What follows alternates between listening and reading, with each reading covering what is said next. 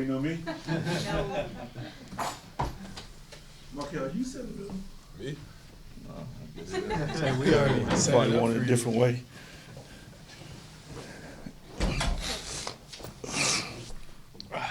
How do I look, Zach? Good? Like that jacket. All right, bet. All right, we have Marquel Sutton, JJ White, and Chris Crutchfield here to answer your questions. Let's begin. Players first or You, whoever you want. I guess, Coach, what would a win on Sunday mean for Saturday for this team to clinch that 1 seed? It means a lot of things, to be honest with you. And I haven't really thought about it or gave it thought.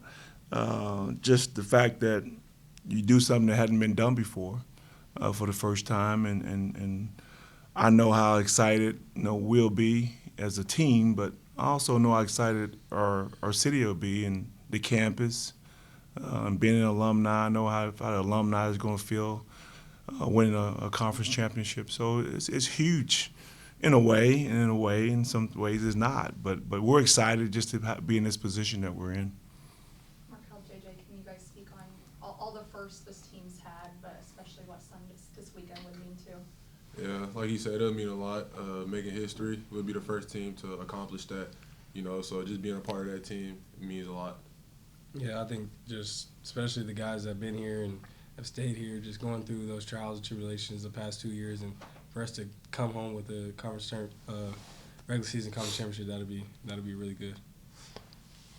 You guys have been underdogs all season, and now you're finishing the season kind of on top. How has that mindset served you well of kind of taking on the doubters throughout this season? I'm not surprised by it. I knew we had a good group of guys. It started in the summer when we were working. And we just went out there and we said we were gonna prove everybody wrong, and it's only us, and that's what we've been doing. Yeah, I think part of it is you got to be a little delusional sometimes. Like you got to think you're that good, and I think these guys, all of us, thought we were that good. Even though we were losing, we still felt like we were that good, and I mean it's showing now. So. Coach said it last weekend. You have this taste of winning. You know how good you guys are. How much is that motivating you for what could happen down the stretch of this season? I feel like it motivates us a lot, knowing that our coaches believe in us and know we can get the job done, so that gives us confidence going into games, so we go out there and play hard for each other. Yeah, like kind of piggyback off what he said, like there's games when I feel like they have told me you're not being aggressive enough. Just having that support and trust from your coaches, I mean, it goes a long way as a player, so yeah. Coach, obviously there's still work to be done, but how proud are you of this group that their hard work is paying off? Very, very proud. Just the fact that, and it's funny because these two guys have been day one guys along with Tony and Jay Sean, and we often talk about, the journey that this group has been on, mainly those four guys because they've been on campus from day one through this whole process, and they kind of had the butt kicked a little bit early on in year one and a little bit last year. So now they're kind of reaping the benefits of their hard work and their dedication, their commitment to staying to the program, because we talked about this when they first came to campus, being able to do something for the first time and doing something special. And now that it's coming to light, it's kind of, unreal because they believed it. We put the word out earlier on day one, and they believed it, and they worked, along with Tony and Jay Sean. So I'm really proud that we had a vision, we had a plan, and now it's here. Coach, how much growth from especially the day one guys have you seen throughout the last 4 years and continuing into these last games? Wow, I mean that's a good question because it's been unbelievable. That's funny because I've looked at his stats from the first year and compared to what they are this year, and both of these guys here have gotten better. They made just a major improvement, not just in the physical side, but in the mental maturity of what it was going to take to win a conference championship. It wasn't just the physical improvements. They had to start thinking the game. JJ had to start thinking like a point guard instead of a shooting guard.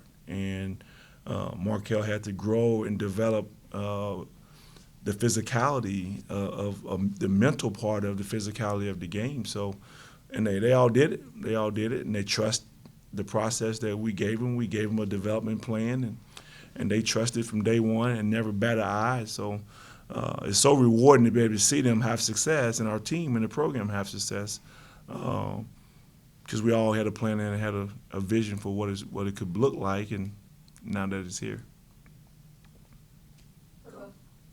For both of you two, senior day, of course, this weekend, kind of ahead of all the hard work you guys have put in, coming to an end. What are the emotions around that celebration of your time here like? It's kind of surreal, you know, just knowing that they're going to celebrate us for senior day, like you said, knowing where we are now from where we started. Like just the crowd, you know, our first year here we had like 500, maybe 700 people in the crowd, and now we just had a breaking record crowd the other day, so it's crazy seeing that, and I know it's going to be a lot of people Saturday also as well to see us play, so it's nice seeing that. Yeah, I think like kind of going off what he said, like, and me and he can relate to this because our parents, I mean, they stay a little further out, so they can't catch a lot of the home games. So just having our folks here for senior night, and the fact that it's that big that we can win the regular season, and that my parents are gonna be here to see it. Like it's surreal. I don't know how to explain it. Coach, you talked about being an alum. Obviously, campus has changed a lot in the time from when you were here. That's kind of the same era, so I understand that. Good. What do you think it means to the community to have that Omaha on the front of the basketball jerseys and being represented on now a huge stage with what you guys have accomplished? Well, I think it means a little bit more now that we've done some things that hadn't been done before. And, you know, I think even go way back to when I was in school here, we always felt like the little brother in town because you had Creighton and you had Nebraska kind of overshadowing UNO. So, and that's how it's been, and that's not an issue at all. But I think our program being able to find a niche in this city, and we know this is a sports town. Omaha loved their sports, and now Omaha basketball have this own niche that we've carved out, and hopefully we can continue doing it. You know, on Saturday, Marquel had a lot of good things to say about you, JJ, about running the show, and I think he called you a point god. Hold up there. Where have you seen Marquel kind of evolve and become better this year? I think Kel, like from the first year to now, I think Kel has understood just like taking what they give him. Like Kel doesn't force. He's not overly just pushing. He's taking what they give him, and he's being aggressive in the right situations. And I think that's where his biggest part he's grown at is just he knows when to go, when to calm it down, when to pass it out. Like he's understanding the game, the little ins and outs of it, and not just. I mean, we're JUCO players, so not just hooping. Like he's actually thinking the game every single time we play. So I think that's his biggest improvement for sure. For all of you, easy question, just how much fun has this season been? Obviously, you've captured the attention of people across the country with how much fun you guys have, but put it into words, how great this year's been. I think, and I'll lead off if you don't mind, you guys, but I think if you understood the journey that this program's been on, and even going back to November, and I brought it up today in our team meeting, the fact that we lost 9 or 11 games in November and early December. I think people seem to forget the journey that this team has been on from the start to now, and it was so easy for them to get their heads down and kind of throw in the towel. And a lot of teams did that, and I told them today how proud I was of them for staying with it and believing what the coaches were saying to them early on when we lost all those games. And I told them we was going to benefit from those losses. And wait till we get the conference play. We'll benefit from it. And they kept working. They kept believing. The buy-in was 100%. And it feels good now to know that we went through that journey and we came out on the other side and we got better. We got better because of that. I think just knowing where we came from and where we started, You know, we were down the first 2 years, and just to be able to be here and like everybody recognizing us now is just crazy, and it's a good feeling. I mean, you know, we love each other. You know, we don't care like who get the accolades or who do what. You know, we cheer each other on like no matter what it is. So that's why I'm excited about this group. Yeah, I agree with Kel. Like, when he says that no one cares about the accolades, like, it's truly the truth. Like, a lot of teams say that, and they might feel like in the inside, oh, like, okay, he's scoring more. But this team genuinely does not care who scores or who gets accolades. As long as we're winning, we're having fun. Like, that's what matters to us. So, yeah, just having that good core group of guys and loving on each other every single day is perfect. What can we expect on Saturday? Fun, a lot of fun.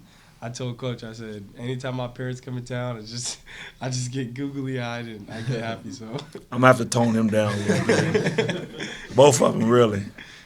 Yeah, it's gonna be fun for me. You know, playing against ORU. They're in Tulsa, and that's where I'm from. So I always like playing them, and you know, my family also gonna be here, so it's gonna be nice to see them and for them to see me play also. Is it easy to not get too ahead of yourselves right now with what could happen, or are you living in the moment right now? Is that easy to do? I think we're living in the moment, you know, taking it one step at a time. You know, we're not looking ahead. We're also not overlooking anybody. We're not overlooking RU. We know they're last in the conference, and they just beat the previous #1 team. So I think they could beat anybody. So we just got to be ready.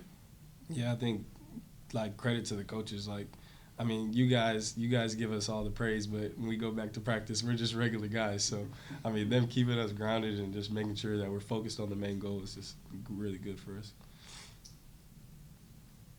Coach, the players talked about the culture and kind of how no one cares about the accolades. What does it mean to build a program and be a part of a program that is so humble in that sense? Well, that's kind of what you want when you start off from day one. You want a group of guys that can come together and you know, kind of put all the personal agendas aside and really, you know, come together as one and do it for the team. In this day and age, that's hard to do. With the way social media is today, and you know, you talk about all the things that goes on around the college basketball right now. That's really hard to do. So it takes a group of guys a special group, to be honest with you. And I mean, they came in in June. In June, they was that group we had great chemistry, and they really genuinely like each other. I know they spend a lot of time together. I know they go out to eat night before games together, and the coaches don't have to dictate none of it. And we just got a special group, and these guys are the catalysts of it all because they know they've been on the other side. And I'll tell you a quick story, and this never happens, and I've never seen this before, and I've been coaching college basketball almost 35 years now. And, you know, we're in Baxter getting ready to practice one day, and the guys are out there warming up and shooting, and you know, they mess around a little before practice starts. We look up, and all 15 guys are on one end of the floor. And I've never seen that before. And they just having a conversation, enjoying one another, messing with the balls, and no one's on the other end. And you knew right then and there that there was something special about this group, and we just had to put it all together on the court. And once they did that, I mean, you got to have great chemistry. You got to have guys that like each other. You got to have guys that enjoy playing together, and we have that.